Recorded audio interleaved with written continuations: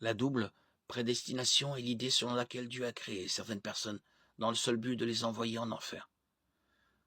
Cette conception est-elle biblique? Examinons la question à partir de l'épître aux Romains. Cette épître est axée sur deux thèmes principaux. Le premier est la justice de Dieu révélée par le message de l'Évangile, qui par la foi nous rend justes devant Dieu. C'est le personnage central de ce message.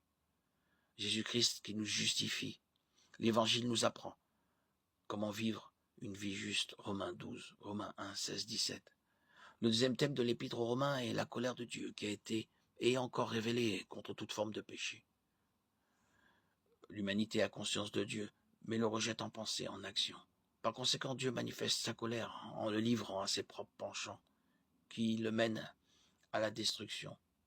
Romains 1, 24, Romains 1, 28, 1, 21, 22, Romains 1, 18.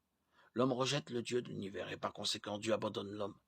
Seule une intervention directe de Dieu peut nous retirer du chemin de destruction sur lequel nous nous obstinons à avancer en nous endurcissant dans notre péché.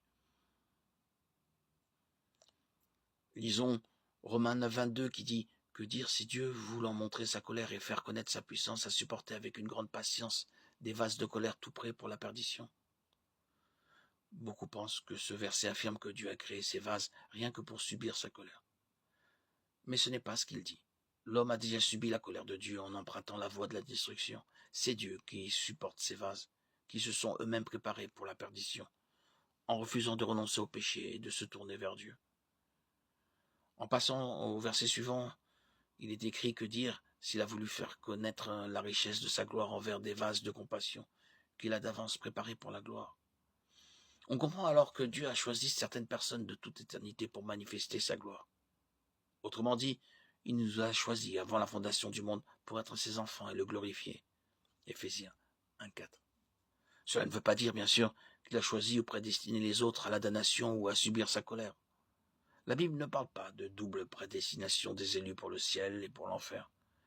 Ceux qui sont sous le coup de la colère de Dieu le sont parce qu'ils l'ont eux-mêmes rejeté, tandis que les justes ont reçu sa justice, parce que Dieu les a choisis, pour qu'ils soient ses enfants.